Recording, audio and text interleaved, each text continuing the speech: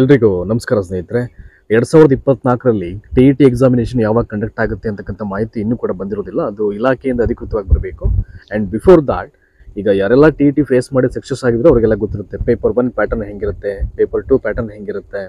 ಆದರೆ ಹೊಸದಾಗಿ ಫೇಸ್ ಮಾಡ್ತಿರತಕ್ಕಂಥ ಒಂದು ಟಿ ಆಸ್ಪಿರೆಂಟ್ಸ್ ಅಂತ ಯಾರಿರ್ತಾರೆ, ಬಿ ಎಡ್ ಕಂಪ್ಲೀಟ್ ಮಾಡಿಕೊಂಡು ಅಥವಾ ಬಿ ಎಡ್ ಲಾಸ್ಟ್ ಸೆಮಿಸ್ಟರ್ನಲ್ಲಿ ಓದ್ಕೊಂಡಿರ್ತಕ್ಕಂಥ ಈಗ ಓದ್ತಾ ಇರ್ತಕ್ಕಂಥ ಅಭ್ಯರ್ಥಿಗಳು ಅವ್ರಿಗೆ ಒಂದಷ್ಟು ಇನ್ಫಾರ್ಮೇಷನ್ ಪ್ರೊವೈಡ್ ಆಗಲಿ ಅಂತ ಈ ವಿಡಿಯೋ ಅಷ್ಟೇ.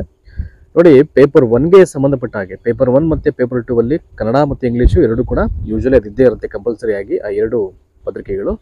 ಈಗ ಪತ್ರಿಕೆ 1ರಲ್ಲಿ ಅದರಲ್ಲೂ ಕನ್ನಡ ಪತ್ರಿಕೆಗೆ ಸಿಲೆಬಸ್ ಹೆಂಗಿರುತ್ತೆ ಮತ್ತು ಆ ಸಿಲೆಬಸ್ಗೆ ಪೂರಕವಾಗಿ ಅಧಿಕೃತವಾಗಿ ಕೆಲವೊಂದು ರೆಫರೆನ್ಸ್ ಬುಕ್ಕನ್ನು ಇಲಾಖೆಯವರು ಬಿಟ್ಟಿರೋದು ಅದೆಲ್ಲವನ್ನ ನಿಮಗೆ ಹೇಳಬೇಕಿತ್ತು, ಯಾವುದನ್ನು ರೆಫರ್ ಮಾಡಬೇಕು ಅನ್ನೋದ್ರ ಸಂಬಂಧಪಟ್ಟ ಹಾಗೆ.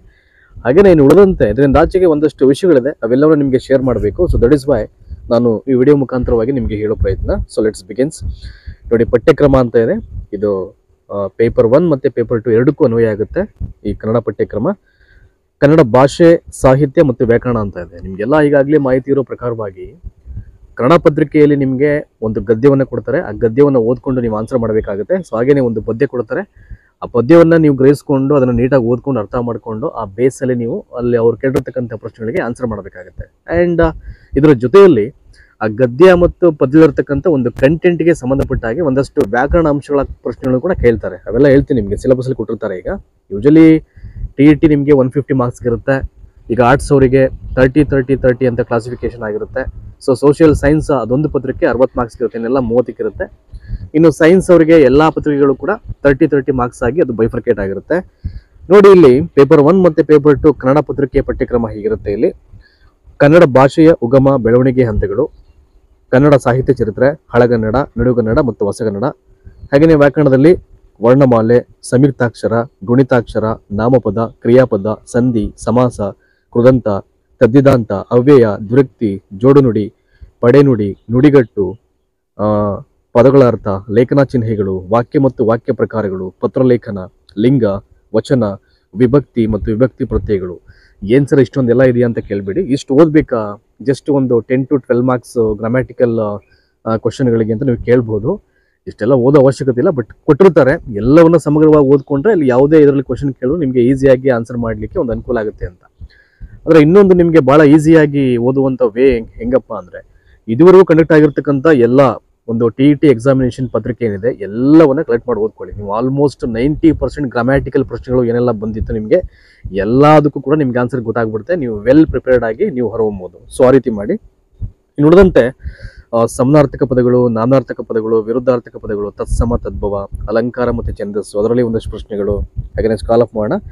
ಇನ್ನು ನಿಮಗೆಲ್ಲ ಗೊತ್ತೇ ಇದೆ, ಪ್ರತಿಯೊಂದು ಪತ್ರಿಕೆಯಲ್ಲೂ ಕೂಡ ಬೋಧನಾ ಶಾಸ್ತ್ರಕ್ಕೆ ಸಂಬಂಧಪಟ್ಟಂಥ ಪ್ರಶ್ನೆಗಳಂತೂ ಇದ್ದೇ ಇರುತ್ತೆ. ಅದರಲ್ಲಿ ಭಾಷಾ ಬೋಧನೆ, ಬೋಧನಾ ಶಾಸ್ತ್ರ, ಕನ್ನಡ ಬೋಧನೆಯ ಮೌಲ್ಯ ಮತ್ತು ಉದ್ದೇಶಗಳು ಕೇಳ್ತಾರೆ, ಭಾಷೆ ಮತ್ತು ವಿವಿಧ ಸಾಹಿತ್ಯ ಪ್ರಕಾರಗಳ ಬೋಧನಾ ತಂತ್ರಗಳು, ಕನ್ನಡ ಭಾಷೆ ಮತ್ತು ಸಾಹಿತ್ಯ ಬೋಧನೆಯ ಯೋಜನೆಗಳು, ಭಾಷಾ ಕೌಶಲಗಳು, ಕೌಶಲಗಳ ಬೋಧನೆ, ಬೋಧನಾ ಸಂಪನ್ಮೂಲಗಳು, ಭಾಷಾ ಕಲಿಕೆಯ ಮೌಲ್ಯಮಾಪನ, ಕನ್ನಡ ಭಾಷಾ ಬೋಧಕನ ಸಾಮಾನ್ಯ ಶೈಕ್ಷಣಿಕ ಮತ್ತು ವೃತ್ತಿ ಅರ್ಹತೆಗಳು, ಮಾತೃಭಾಷಾ ಬೋಧನಾ ಪದ್ಧತಿಗಳು ಮತ್ತು ಕ್ರಿಯಾ ಸಂಶೋಧನೆ ಅಂತ ಇದೆ. ಇನ್ನು ಈ ಪೇಪರ್ 1 ಮತ್ತು ಪೇಪರ್ 2 ಕನ್ನಡ ಪತ್ರಿಕೆ ಒಂದು ಪಠ್ಯಕ್ರಮ ಇದು.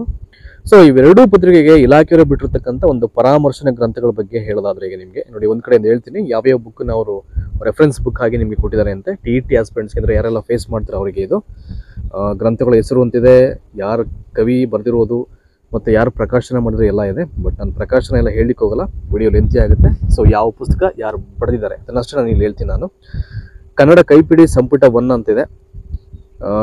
ಅದು ಬಿಟ್ಟರೆ ಕನ್ನಡ ಮಧ್ಯಮ ವ್ಯಾಕರಣ ತೀನಂಶಗಳು ಬರೆದಿರೋದು, ಕನ್ನಡ ವ್ಯಾಕರಣ ದರ್ಪಣ, ಹೊಸಗನ್ನಡ ವ್ಯಾಕರಣ, ಛಂದಸ್ಸು ಮತ್ತು ವ್ಯಾವಹಾರಿಕ Kannada, doctor T Venkatachala Shastri, doctor KR Ganesh, professor G Ashwathnarayan, 3 ಜನ ಬರೆದಿರ್ತಕ್ಕಂಥ ಒಂದು ಪುಸ್ತಕ ಅದು. ಇನ್ನು ಹೊಸಗನ್ನಡ ವ್ಯಾಕರಣ ಎನ್ ರಂಗನಾಥ ಶರ್ಮಾ, ಕನ್ನಡ ಭಾಷೆ ಚರಿತ್ರೆ ಡಾಕ್ಟರ್ ಶಾಸ್ತ್ರಿ ಮರುಳಯ್ಯ, ಭಾಷಾ ವಿಜ್ಞಾನದ ಮೂಲತತ್ವಗಳು ಡಾಕ್ಟರ್ M ಚಿದಾನಂದ ಮೂರ್ತಿ, ಸಮಗ್ರ ಹೊಸಗನ್ನಡ ವ್ಯಾಕರಣ TS ಅಳಗುಪ್ಪಿ. ಇವೆಲ್ಲ ನೀವು ಐ ಥಿಂಕ್ ನಾನು ಓದ್ತಾ ಇರೋದು ಕೇಳಿಸ್ಕೊಂಡಾಗ ನಿಮಗೆ ಆಟೋಮ್ಯಾಟಿಕಲಿ ಒಂದಷ್ಟು ಪ್ರಶ್ನೆ ಬಂದ್ಬಿಡುತ್ತೆ, ಏನಿದು ಒಂದು ಒಳ್ಳೆ IAS KS ದೊಡ್ಡ ಕಾಂಪಿಟೇಟಿವ್ ಎಕ್ಸಾಮ್ಸ್ ಫೇಸ್ ಮಾಡ್ತೀವಲ್ಲ ಆ ರೇಂಜಿನ ಒಂದು ರೆಫರೆನ್ಸ್ ಬುಕ್ಸ್ ಥರ ಇದೆಯಲ್ಲ, ಇದು ಇಷ್ಟೆಲ್ಲ ಓದಬೇಕಾ? ಜಸ್ಟ್ ಎಲಿಜಿಬಲ್ ಎಕ್ಸಾಮಿನೇಷನ್ಗೆ 150 ಅಂಕಗಳಿಗೆ ಅಂತ ನಿಮಗೆ ಮನಸ್ಸಲ್ಲಿ ಬರ್ಬೋದು ಒಂದು ಪ್ರಶ್ನೆ. ಏನು ಭಯ ಪಡೋ ಅಗತ್ಯ ಇಲ್ಲ ಇಲ್ಲಿ. ನೋಡಿ, ಲಾಸ್ಟಲ್ಲಿ ಒಂದು ಮೆನ್ಷನ್ ಮಾಡಿದರೆ ಇಲ್ಲಿ 17ನೇದರಲ್ಲಿ ಕಾಲಮ್ ನಂಬರ್ 17ನಲ್ಲಿ 6ರಿಂದ 10ನೇ ತರಗತಿಯವರೆಗಿನ ಪ್ರಥಮ ದ್ವಿತೀಯ ತೃತೀಯ ಭಾಷೆಗಳ ಕನ್ನಡ ಪಠ್ಯಪುಸ್ತಕ ಅಂತ ಇದೆ. ದಯವಿಟ್ಟು ಇದೊಂದನ್ನ ಓದ್ಕೊಳ್ಳಿ. It is very important. ಅದು ಬೇಕಾದ್ರೆ ನಾನು ಮಾರ್ಕ್ ಮಾಡ್ತಾ ಇದ್ದೀನಿ. ಈಗ ಏನು ಎಲ್ಲೋ ತೆಗೆರ ಸರ್ ಅಂತ ಅನ್ಕೋಬೇಡಿ. ಇಲ್ಲಿ ನೋಡಿ, ಇಲ್ಲಿ 17 ಇದೆಯಲ್ಲ, ನೋಡಿ ಇಲ್ಲಿ 6ರಿಂದ 10ನೇ ತರಗತಿಯವರೆಗಿನ ಪ್ರಥಮ ದ್ವಿತೀಯ ತೃತೀಯ ಭಾಷೆಗಳ ಕನ್ನಡ ಪಠ್ಯಪುಸ್ತಕ ಅಂತಿದೆ. ತೃತೀಯ ಭಾಷೆ ಬಿಡಿ, ನೀವು ಈಗ ಕನ್ನಡ ಪತ್ರಿಕೆಗೆ ಕನ್ನಡ ಪಠ್ಯಪುಸ್ತಕವನ್ನು ಓದ್ಕೊಳ್ಳಿ.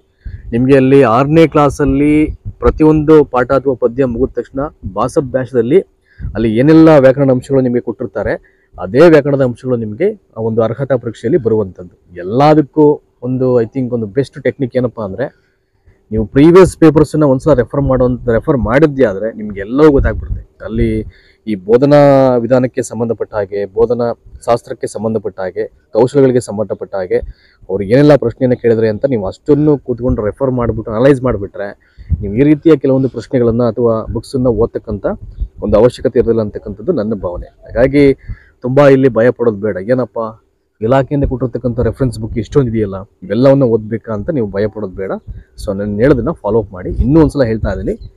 ಸೊ 6ನೇ ಕ್ಲಾಸಿಂದ ಹಿಡಿದು ಟಿಲ್ 10th ತನಕ ಏನು ವ್ಯಾಕರಣದ ಅಂಶ ಬರುತ್ತೆ, ಪ್ರತಿಯೊಂದು ಪಾಠ ಮತ್ತು ಪದ್ಯ ಮುಗಿದ ತಕ್ಷಣ ಪಠ್ಯಪುಸ್ತಕದಲ್ಲಿ ಭಾಷಾಭ್ಯಾಸದಲ್ಲಿ ಅಲ್ಲಿ ಬರ್ತಕ್ಕಂಥ ಎಲ್ಲ ಸಮಾನಾರ್ಥಕ ಪದಗಳಾಗಲಿ, ಕಠಿಣ ಪದಗಳ ಅರ್ಥಗಳಾಗಲಿ, ಮತ್ತು ವಿರುದ್ಧಾರ್ಥಕ ಪದಗಳಾಗಲಿ, ಏನಿರುತ್ತೆ ಎಲ್ಲ ಅಲಂಕಾರಗಳಾಗಲಿ, ಸಂಧಿಕಾರಿಗಳಾಗಲಿ, ತತ್ಸಮ ತದ್ಭವ ಅಂದರೆ ವ್ಯಾಕರಣ ಅಂಶಕ್ಕೆ ಸಂಬಂಧಪಟ್ಟಂಥ ಎಲ್ಲವನ್ನು ಓದ್ಕೊಳ್ಳೋ ಪ್ರಯತ್ನ ಮಾಡಿ. ಅದೇ ನಿಮಗೆ ಸ್ಕೋರ್ ಮಾಡಲಿಕ್ಕೆ ನಿಮಗೆ ಹೆಲ್ಪ್ ಮಾಡುವಂಥದ್ದು. ಆಮೇಲೆ is very importantly previous year papers, ಅದು ತುಂಬ ದೊಡ್ಡ ಪಾತ್ರನೇ ವಹಿಸುತ್ತೆ. ಅದು ಹಳೆಯ ಪ್ರಶ್ನೆ ಪತ್ರಿಕೆಗಳು. ಸೊ ಅದರನ್ನು ಇದೆ, ಅದು ನಾನು ಒಂದು ಫೋಲ್ಡರಲ್ಲಿ ಶೇರ್ ಮಾಡಿದ್ದೀನಿ. ಯಾರಾದರೂ ಕೇಳ್ಬೋದು ಶೇರ್ ಮಾಡಬೇಕು ಅಂತ. ಈಗ ನಾನು ಒಂದ್ಸಲ ಸಾಧ್ಯ ಆದರೆ ನನ್ನ ಟೆಲಿಗ್ರಾಮ್ ಚಾನಲಲ್ಲಿ ಎಲ್ಲವನ್ನು ಶೇರ್ ಮಾಡ್ತೀನಿ, ಪ್ರೀವಿಯಸ್ ಇಯರ್ ಕ್ವಶನ್ ಪೇಪರನ್ನು. ಸೊ ಈಗ ಹೊಸದಾಗಿ ಯಾರು ಫೇಸ್ ಮಾಡಿದ್ರೆ ಅವ್ರಿಗೆ ಇದನ್ನು ಹೇಳಬೇಕಿತ್ತು. ಒಂದೊಂದೇ ವಿಡಿಯೋದಲ್ಲಿ ಎಲ್ಲ ಪತ್ರಿಕೆಯ ಸಿಲೆಬಸ್ಸನ್ನು ಮತ್ತು ರೆಫರೆನ್ಸ್ ಬುಕ್ಕನ್ನು ನಾನು ಹೇಳ್ತಾ ಹೋಗ್ತೀನಿ. ಈಗ ಹಾಗಾಗಿ ಇವತ್ತು ವೆರಿ ಫಸ್ಟ್ಲಿ ಕನ್ನಡ ಪತ್ರಿಕೆ ಪೇಪರ್ 1 ಮತ್ತು ಪೇಪರ್ 2ಗೆ ಸಂಬಂಧಪಟ್ಟಂಥ ಸಿಲೆಬಸ್ ಮತ್ತು ರೆಫರೆನ್ಸ್ ಬುಕ್ ಬಗ್ಗೆ ನಿಮಗೆ ಹೇಳಿದ್ದೀನಿ. So thank you so much.